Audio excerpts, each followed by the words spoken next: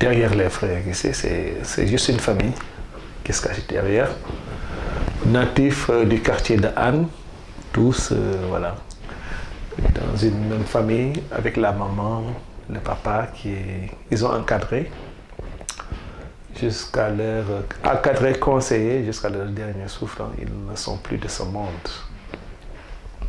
Et donc, fratrie de plusieurs frères, vous connaissez la famille élastique du Sénégal, et nous trois, on s'est consacrés sur la musique. D'une même famille, des mêmes parents, et on a eu la chance d'avoir juste du son dans notre sang, qu'on a exploité.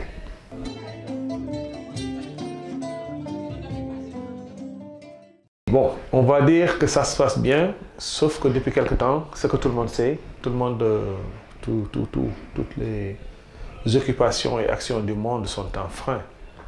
Mais on a sillonné le monde, on a eu la chance de faire beaucoup de festivals dans le monde, on a eu la chance de faire beaucoup de plateaux ici au Sénégal et en Afrique. On a eu la chance de pouvoir proposer la musique qu'on a toujours rêvé de faire. C'était une musique ouverte, une musique acoustique, une musique très légère à proposer qui est un peu différente de ce qu'on écoute toujours ici.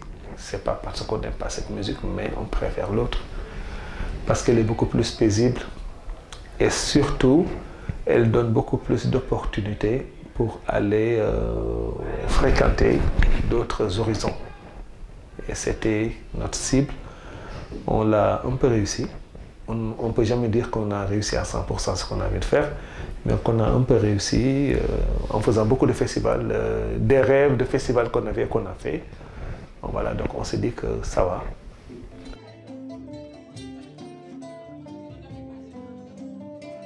Oui, malheureusement, oui. Bon, il y a l'adage qui dit souvent que nul n'est prophète chez soi.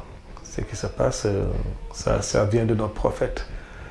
Notre prophète, alayhi salam, paix et salut sur lui, est né à la Mecque.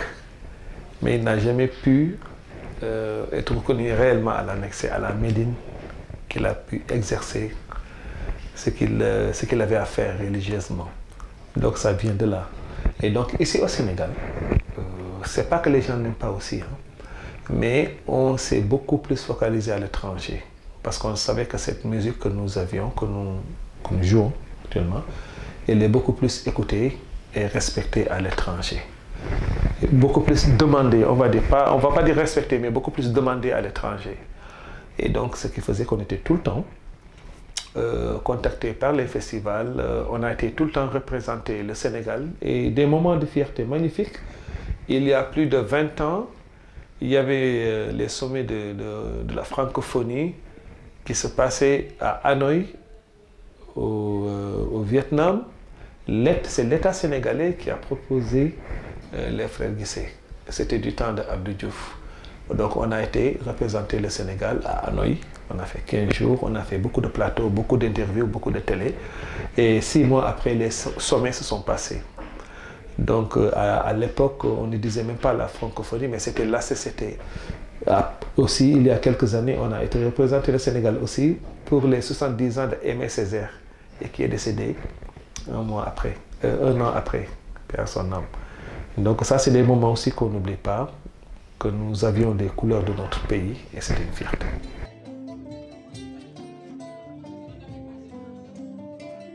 Au début, c'était avec Djibi, celui qui est là. C'était avec lui qu'on a fondé le groupe et le frère manager qu'on ne voit jamais. Donc on sillonnait les clubs de jazz de Dakar. On avait fait tous les clubs de jazz de Dakar. C'était un moment magnifique. C'était un moment vraiment pur et naturel. Il n'y avait pas beaucoup d'argent, c'était pas ça, on n'était pas trop célèbre, mais on avait un truc qui attirait les gens. Les clubs de jazz nous prenaient comme des... Même si à l'époque, les cachets n'étaient pas ça, c'était vraiment pas ça. Les premiers cachets, quand on explique aux amis, ils rigolent quoi. Il y avait un hôtel quelque part en ville, on nous payait 7500 francs par prestation. Mais c'était un amour. On jouait mais 2 heures de concert non-stop, sur la chaleur et tout, mais c'était vraiment, c'était ouvert quoi, c'était très naturel et pur. Mais c'était l'école, c'était vraiment l'école, l'apprentissage quoi. Ce qui nous a donné qui nous a rendu mature pour pouvoir exploiter et fréquenter toutes les scènes, les plus grandes scènes du monde. Et donc c'était des moments magnifiques. À l'époque, il y avait les Kafkons, il y avait Tolibourg ici au Sahel, le Tringa, là où c'est vraiment parti. On a fait beaucoup de clubs de jazz, mais une fois arrivé au Tringa, c'était le déclin quoi. Parce qu'il y avait un producteur magnifique qui n'est plus aussi Mamadou Conté de l'Africa Fête, qui avait créé le Tringa et qui avait un festival à l'étranger très connu, Africa Fête. Et donc on a joué dans le club. Pendant que l'on jouait, il était en Europe. On lui disait viens, tu sais il y a 2 jeunes qui jouent aussi, mais ils sont terribles. C'est sûr que tu vas les inviter durant tes festivals en Europe. Et donc il est venu effectivement exprès pour ça. Il nous avait joué, il a adoré. On a travaillé avec lui, signé un contrat. Il nous a mis dans beaucoup de festivals. Et c'est de là que c'est parti quoi.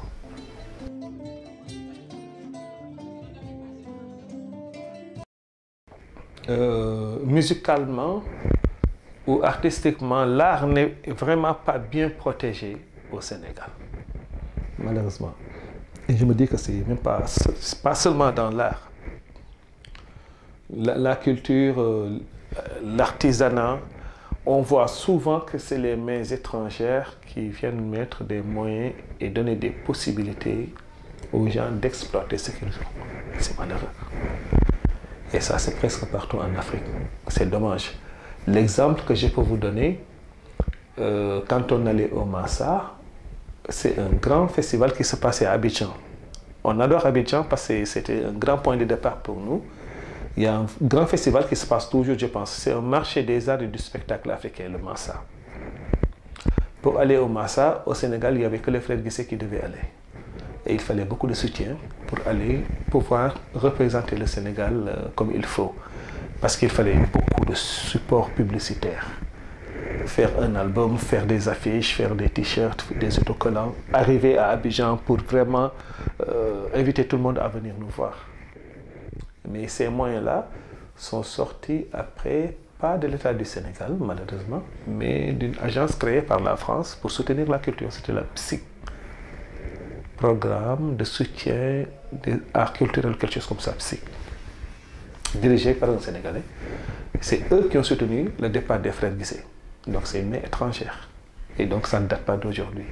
Ça date de toujours. Et c'est dommage, ça veut dire qu'il faut que l'État organise beaucoup plus l'art. Nous voulons nous organiser. Nous avons plein d'associations. Finalement, les associations partent en éclat. On voit Association des métiers ici, on voit IAM là-bas, on voit CIU par ici. Tellement que les gens ont envie sont désorganisés, ils vont dans tous les sens. Et ce qu'il faut, c'est l'État, la main de l'État pour organiser tout ça. Créer toutes les lois qu'il faut pour protéger l'art. Créer toutes les lois qu'il faut pour protéger les articles de ces musiciens, les albums, les vidéos et autres. Et puis que ça marche. Avec la SODAV, ça peut marcher. Mais là, ça va au ralenti.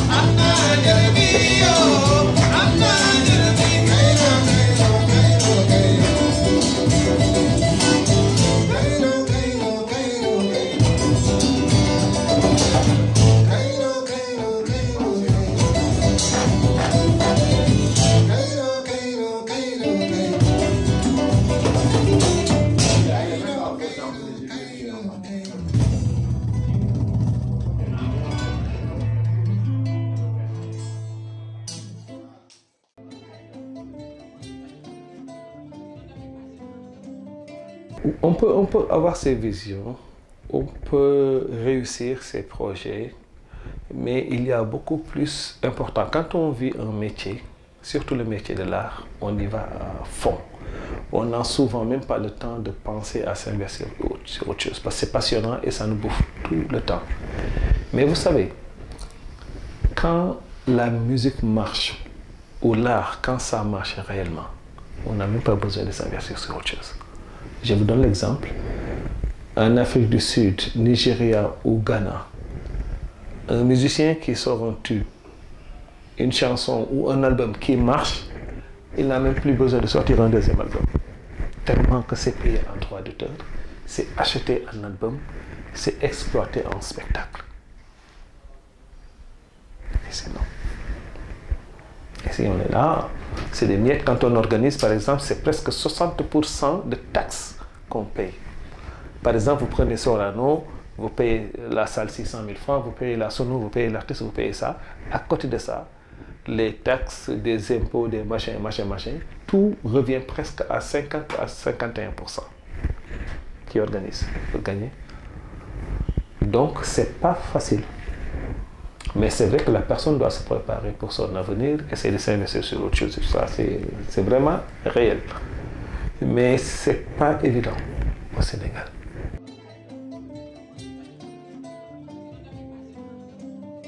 On s'est débrouillé. On s'est juste débrouillé. C'était pas évident.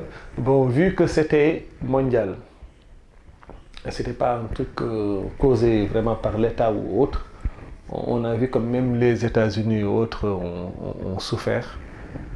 Donc il fallait juste se plier à la situation, accompagner les gens en sensibilisation et essayer de tenir, de sortir la tête de l'eau. Mais ce n'était pas du tout évident. Quand on est habitué à jouer tous les week-ends, gagner des sous, amener à la maison, et d'un seul coup on reste un an sans jouer, c'est catastrophique. Donc moi, à un moment donné, j'ai essayé de joindre l'utile à l'agréable. J'ai fait plusieurs fois. Je pense que si je peux me permettre de dire, j'étais le premier à le faire au Sénégal, des concerts live. À partir de chez moi, je faisais le baradé, le ataï à côté, tout ça. Je faisais du thé avec ma famille, j'avais ma guitare, je chantais au moins pendant 1h, 1h30. Et tout le monde était connecté sur ma page Facebook. Et partager la connexion de partout jusqu'à Alaska, j'ai reçu des messages de félicitations. Donc j'en profitais pour sensibiliser les gens par rapport aux gestes barrières. J'en profitais aussi pour jouer. Et donc ça, je l'ai fait pendant plusieurs mois.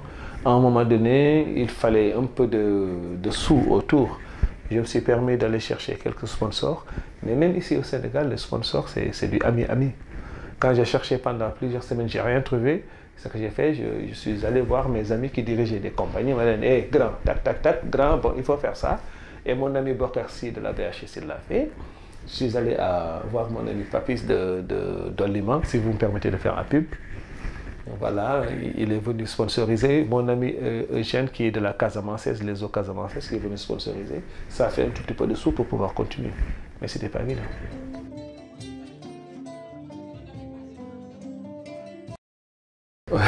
Oui, très vite. Ça, c'est vrai. Quand il y a une crise, les premiers perdants ou les premiers impactés, c'est toujours les artistes. C'est tout simplement le fait que je vous ai dit que l'art n'est pas protégé. Dans les dossiers, dans les tiroirs de l'institution, on ne trouve pas vraiment les statuts artistiques. Et c'est malheureux. Ça veut dire que quand on est artiste, on a ça ou ça, on peut cotiser pour avoir ça et ça après. On peut mettre ça pour avoir après une maison de ça, une petite organisation autour. C'est pas structuré. Nous allons comme ça, paf, paf, paf, paf. Tu gagnes aujourd'hui 2 millions, paf, paf, paf, demain tu gagnes 200 000. Donc il n'y a pas cette organisation. Malheureusement, et nous ne pouvons pas le faire, c'est l'État qui peut le faire. N'est-ce pas? C'est l'État qui peut le faire et nous, on s'y joint. Quand on ne veut pas s'y joindre, on peut rester dans ce qu'on veut. Mais quand l'État organise, ça c'est le statut des artistes. Si vous êtes artiste, il faut ça et ça et ça. Il faut s'inscrire là, il faut mettre ça là, il faut mettre ça là. On met quand on veut y profiter. quand il n'y en a pas, nous allons comme ça, un peu tous dans le désordre. Et c'est ce qui se passe actuellement.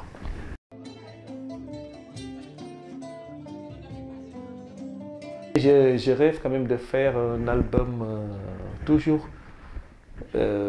très soft comme musique d'écoute pour l'étranger. Vraiment avec 2-3 instruments et une voix. Je rêve de ce projet. Mais les frères Guissé, je devais commencer par les projets des frères Guissé. On a souvent, tous les ans, un festival qu'on organise sur l'environnement. Nous sommes des natifs de Hann. Il y a le parc Hann, le poumon vert de Dakar. La baie de Hann, une des plus belles baies du monde, il y a plus de 30 ans, qui est aujourd'hui très polluée. Et nous nous battons avec toutes les organisations qu'il y a au quartier, la mairie et autres, pour dépolluer la baie. Et nous commençons à en avoir des résultats avec l'AFD, les Hollandais, l'Union européenne, qui ont financé beaucoup de milliards pour commencer le projet de la dépollution. Et à côté de ça, donc, on a un festival qu'on appelle Festivert, de l'environnement qu'on organise tous les ans, qui est vraiment une ouverture et des possibilités données aux gens de s'exprimer et donner des possibilités de protéger l'environnement. Nous sommes des combattants de l'environnement. Et donc, évidemment, beaucoup de tournées qu'on avait planifiées. On avait une bonne tournée avant Covid, juste en mars. On devait commencer par l'Italie, la France, et là, on a annulé la tournée et le Covid est passé par là où on devait passer. Donc un peu terrible. Et certainement ça va reprendre à la fin. On est en train de projeter une autre tournée en juillet, en espérant que, voilà. Là on est en train on a signé un premier contrat d'un spectacle à Montpellier. On est en train de négocier d'autres entre la Hollande, la Slovénie et d'autres d'ici juillet pour voir ce que ça va donner si. Là, c'est la question qui revient toujours. Oui, on fait ça et ça et ça, mais si la situation nous le permet.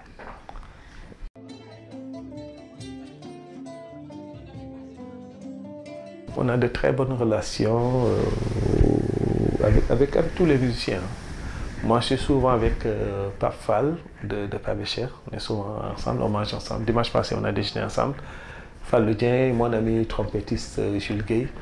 On a beaucoup d'autres musiciens, on a de très bons rapports avec ces gens-là. Mais c'est vrai que depuis quelque temps, les productions se sont arrêtées et la musique sénégalaise prend souvent une autre tournure de musique nigériane ou je ne sais pas, d'afrobeat qui a vraiment hanté la musique sénégalaise, qui l'a possédée. Et c'est ce qui marche actuellement. C'est normal, c'est les situations qui changent, c'est la jeunesse, c'est le nouveau public, etc., etc. Donc on ne peut faire que suivre ou essayer de continuer son petit bonhomme de chemin dans son style. Mais la musique sénégalaise aujourd'hui, elle est méconnaissable.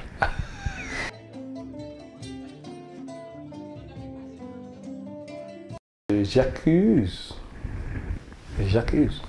les télévisions. Elles font tout simplement la promotion de la médiocrité. C'est ça la réalité. Cheikh Guissé, ils te font. Je vais prendre un autre artiste, je vais dire Bidéo Bibès, il te fait une très bonne musique, bien recherchée, bien enregistrée, bien enrichie. Tu mets une fois ou deux, tu mets à côté. Et il y a un qui arrive avec du n'importe quoi, et tu mets tout le temps. C'est les gens-là qu'on invite dans les plateaux, c'est ces gens-là qu'on donne les micros, qui racontent du n'importe quoi, qui insultent les gens, et ça passe, ils aiment, ils mettent ça, c'est les télés. Ça veut dire qu'une personne peut faire du bon travail. Tu mets là. Une personne peut faire du mauvais travail, tu te dis que c'est mauvais, je ne mets pas ça. Mais quand tu mets, tu fais la promotion de ce travail. On se dit la vérité. Donc tous ces clowns-là, après ils vont m'insulter après sur les commentaires. Mais je pense que c'est tout simplement ça, c'est les télés qui adorent ça.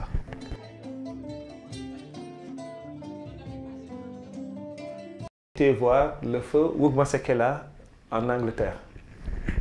J'avais un spectacle dans une autre ville, loin de Londres, et il jouait à Londres. J'ai fini mon concert, j'ai rangé ma guitare, je l'ai jetée à mon frère Djibi pour aller prendre un train pour pouvoir regarder le concert de Wugma Sekela à Londres, parce que c'était de plusieurs clients. Donc c'est ces musiques-là que l'on écoutait. Donc ici au Sénégal aussi, on a écouté beaucoup de musiciens, nos grands frères, les Touré Kunda, Ismaël Lo, on a écouté beaucoup. Il y a un feu, Seydina Issa Wade, qui était presque le premier pionnier acoustique au Sénégal, qui faisait partie des incompris qui est allé vivre à l'étranger et qui est revenu plusieurs années après. Donc, qui nous a beaucoup inspirés. Mais la musique sénégalaise, elle est belle, on la danse. Quand je l'écoute, à la famille, avec les amis, c'est ce qu'on écoute. Mais je préfère faire une musique beaucoup plus ouverte.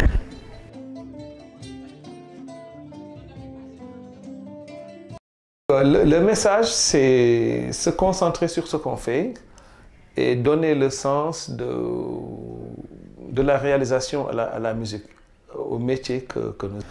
C'est beaucoup plus se concentrer sur la création, beaucoup plus donner le sens de l'orientation musicale aux Sénégalais, s'engager à faire correctement le travail pour que demain, la génération future puisse avoir cette bibliothèque de musique vraiment sénégalaise à écouter. N'oublions pas nos instruments, la tradition sénégalaise. Les autres musiques d'ailleurs, elles sont bonnes, mais pour un moment. Mais la musique sénégalaise, il y a beaucoup encore de thèmes, de styles qu'on n'a pas encore exploités. On a plusieurs ethnies. Chaque ethnie a sa musique. Donc il y a plusieurs choses à exploiter. Chez les Balantes, en Casamance, chez nous les Pulaars, les Yela, chez les Sérères. Ne serait-ce que chez les Sérères, il y a au moins 4 fractions d'ethnie chez les Sérères. Donc c'est plusieurs musiques à exploiter.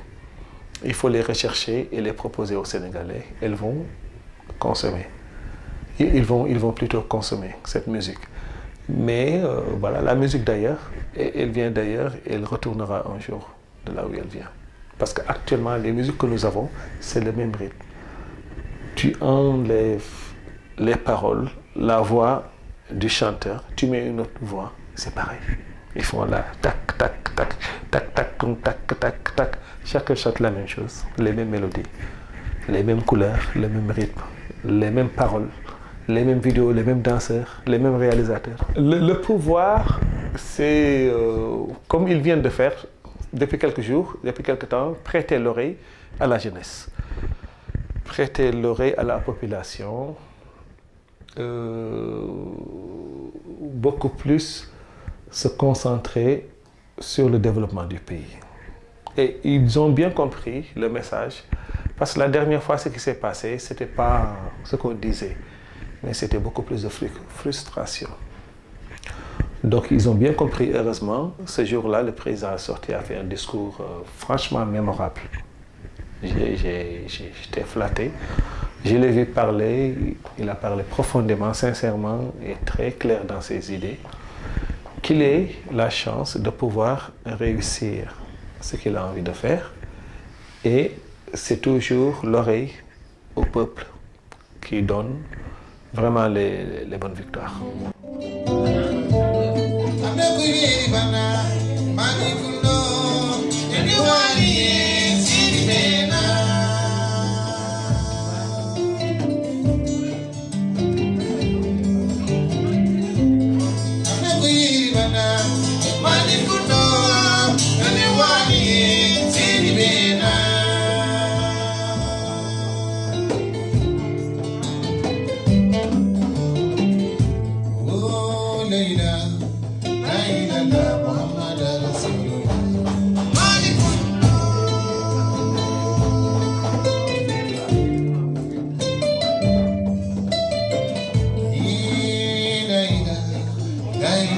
Muhammad Rasulullah.